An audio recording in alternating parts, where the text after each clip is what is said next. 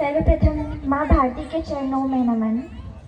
आज के इस हिंदू सम्मेलन कार्यक्रम में उपस्थित सम्माननीय शैलेश जी भाई साहब, आदरणीय जगदीश जी भाई साहब एवं समस्त हिंदू समाज एवं यहाँ बैठी समस्त मातृशक्ति को मेरी ओर से हार्दिक वंदन, नमन, अभिनंदन। मैं कर्तव्यों की बात करती हूँ, मैं पराक्रमों की बात करती हूँ। मैं कर्तव्यों की बात करती हूँ, मैं पराक्रमों की बात करती हूँ, जो देश को ले जाए उच्च शिखर पर। मैं ऐसे हिंदुत्व की बात करती हूँ, मैं ऐसे पंच परिवर्तन की बात करती हूँ, मैं ऐसे पंच परिवर्तन की बात करती हूँ।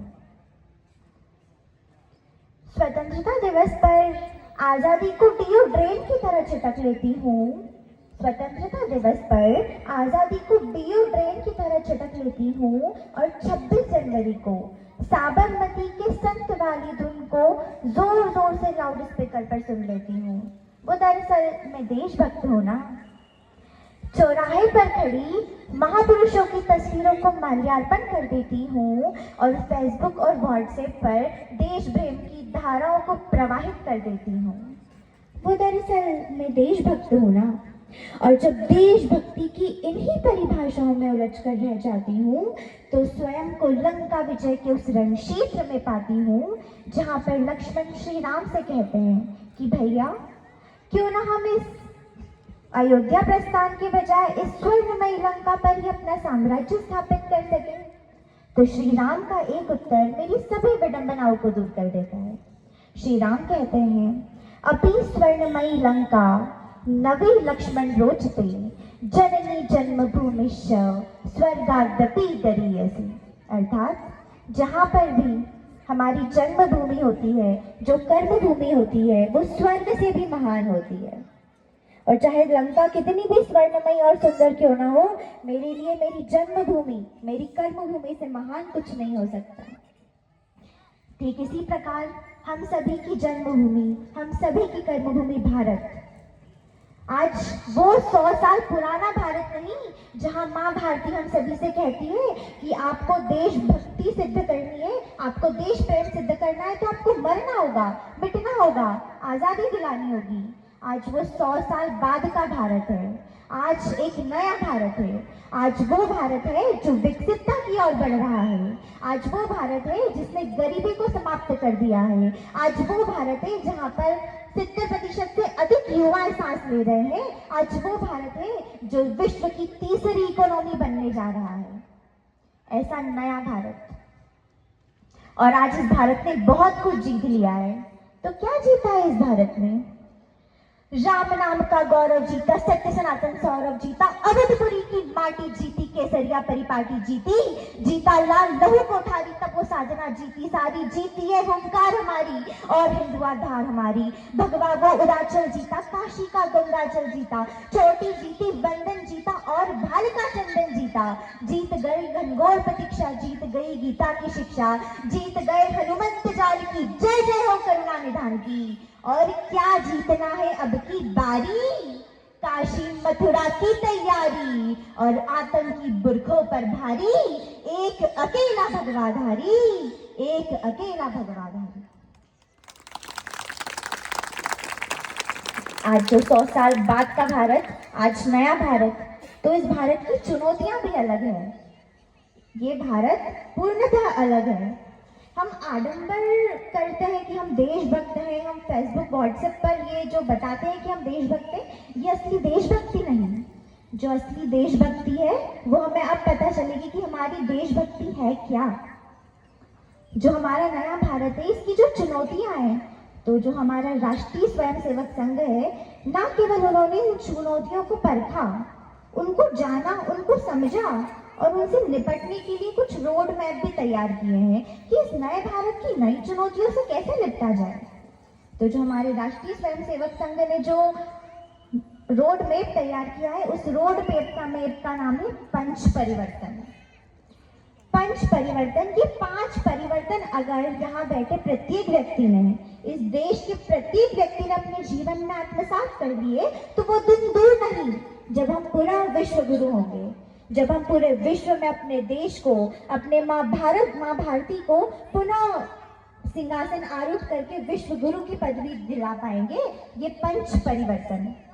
तो जो भी इन पंच परिवर्तन में पहला परिवर्तन मुझे लगता है वो है कुटुंब प्रबोधन। हम जानते हैं कुटुंब क्या होता है, हम जानते हैं कुटुंब प्रबोधन क्या होता है। कुटुंब यानी परिवार, पारिवारिक व्यवस्था। किस प्रकार हम अपने परिवार को अपने देश की धरोहर, अपने देश की विरासत, अपने देश की संस्कृति, अपने देश की सभ्यता से अवगत कराएं, उसे परिचित करवाएं कि कुटुंब प्रबोधन में हमारा देश है क्या, हमारी माँ भारती है क्या, इसके क्या क्या संकल्प है और इसको हमें कैसे साकार करना है।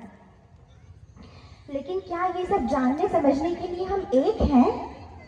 क्या हम देश की एकता की बात करते हैं, राष्ट्र की एकता की बात करते हैं, विश्व की एकता की बात करते हैं, लेकिन क्या एक परिवार भी एक है? जो परिवार होता है वो पूरे देश की नींव होता है। जब तक हम परिवार एक नहीं हो पाएंगे तब हमारा देश कैसे आगे बढ़ पाएगा? क्यों नहीं करते हम अपने परिवार में आपसी प्रेम? मैं जानती हूँ कि आज संयुक्त परिवार में रहना संभव नहीं, पर एकल परिवार में भी क्या वो प्रेम है, क्या वो विश्वास है जो कि होना चाहिए? क्या माता पिता को अपने बच्चों के लिए समय है, और क्या बच्चों को अपने माता पिता को अपनी बातें बताने का समय है? तो इस विषय को मैं थोड़ा सा एक अलग पॉइंट ऑफ व्यू, एक जो जैसे कि मैं भी नई उम्र की बच्ची हूँ यहाँ पर, आप सभी मुझसे उम्र में काफ़ी बड़े और सम्माननीय हैं, मैं इतना नहीं जानती, लेकिन जितना मैं जान पाई हूँ जो अपने गुरुजनों से के माध्यमों से, और तो मैं आपको बताना चाहूँगी कि जो माता पिता और बच्चे हैं उनमें एक प्रेम और विश्वास की कड़ी बनना बहुत आवश्यक है। और वो विश्वास की कड़ी तब नहीं बनेगी जब आप अपने बच्चों को कंट्रोल करके रखेंगे, आप उन्हें बिल्कुल ऐसे रखेंगे नहीं। अगर आपका बच्चा आपसे कहता है कि मुझे मूवी देखने जाना है, और आप एक बार कह देंगे नहीं जाना, तो नहीं जाएगा। आप दोबारा उनसे कहेंगे कि मुझे मूवी देखने जाना है, वो आप कह देंगे कि नहीं जाना, तो वो नहीं जाएंगे। ऐसे 3-4, लेकिन अब ये जो जनरेशन है इसके फ्लो से हम अपने बच्चों को नहीं रोक सकते। तो वो जब चौथी बार आपसे पूछेगा तब भी आप मना ही करेंगे तो क्या होगा? वो आपको बिना बताए जाएगा, बोल के जाएगा कि मैं कोचिंग जा रहा हूँ, और वो जाएगा कहाँ पर? मूवी देखने। अब बच्चे की कोचिंग इधर है और मूवी थिएटर इधर है। अब माता पिता की जानकारी में है कि हमारा बच्चा मूवी देखने जा रहा है, अगर उसके साथ ऐसी कोई दुर्घटना होती है या कुछ ऐसी घटना होती है जो अनिश्चित होती है, जो हम कभी कल्पना नहीं करना चाहते, अगर हमारे बच्चे को आने में देरी हो जाती है तो हम उसे उस रास्ते पर खोजेंगे जहाँ उसकी कोचिंग है। तो इस उदाहरण के माध्यम से मैं आपको ये बताना चाहती हूँ कि एक जो मित्रता, एक विश्वास जो माता पिता को अपने बच्चों से जोड़ना है, वो हमें करना होगा। आप उसकी हर बात सुनिए, आप कीजिए ना साथ में भोजन हफ्ते में एक बार, आप कीजिए ना साथ में एक बार हफ्ते में भ्रमण, एक बार कीजिए ना आप साथ में संवाद, एक बार कीजिए ना आप साथ में भजन। किस प्रकार आप में प्रेम नहीं बढ़ता, किस प्रकार आपका विश्वास नहीं बढ़ता। आपकी जानकारी में आपके बच्चे की एक एक बात होनी चाहिए। ये जो मित्रता जब बढ़ती जाएगी तब कुटुंब अपने आप उस तरीके से दृढ़ बनता जाएगा, विश्वास के साथ आगे बढ़ता जाएगा और परिवार में प्रेम बनता जाएगा। और इसी कुटुंब प्रबोधन में अपनी तरफ से एक बात और बताना चाहूंगी, जो हमारी महिला शक्ति है, जो हमारी नारी शक्ति है, जो हमारी मातृ शक्ति है, वो पूरे परिवार की नींव होती है। तो उसकी नींव जब वो जन्म लेती है छोटी सी बच्ची, तब उसे हम हाथ में गुड़िया थमा देते हैं कि आप तो बहुत बड़ी प्यारी बच्ची हो, कोमल सी फूल सी बच्ची हो, आप गुड़िया से खेलो। उसे शुरू से ही दिमाग में ये बता दिया जाता है कि आप एक बहुत नाजुक सी प्यारी सी छोटी सी बच्ची हो। तो आज वो समय है जब नारी को अबला नहीं सबला बनाया जाना चाहिए। आज वो समय है जब नारी के हाथ में गुड़िया के साथ साथ तलवार भी पकड़ाई जानी चाहिए। तो यहाँ सभी बैठी मातृशक्ति को उद्बोधन करते हुए, आप सभी का आवाहन करते हुए कहना चाहूंगी, गुड़िया जैसे शौक तुम्हारे गुड़िया सी बन जाती हो, गुड़िया जैसे शौक तुम्हारे गुड़िया सी बन जाती हो, वीर प्रसूता होकर भी पल पल क्यों नीर बहाती हो। अरे शक्ति स्वरूपा हो तुम, स्वयं जगदम्बा की अवतारी हो, क्या दुर्योधन क्या दुशासन तुम स्वयं काल पर भारी हो। मत रोको तुम अभिलाषा को, है श्रद्धा पर रोक नहीं, तुम कलिका हो इस उपवन की, सो कोमलता पर टोक नहीं। मगर गर्जना क्यों करती हो ढालों से तलवारों से? एक बार बस लगन लगा लो मृत्यु नचाती धारों से, मृत्यु नचाती धारों से। माना चूड़ी चोली चुनरी बिन श्रृंगार पूर्ण नहीं होता, मगर बताओ तलवार बिना क्या रूप पूर्ण नहीं होता? मगर बताओ तलवार बिना क्या रूप पूर्ण नहीं होता?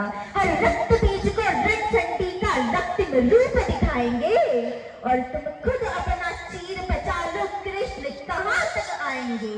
कृष्ण कहाँ तक आएंगे? कृष्ण कहाँ तक आएंगे?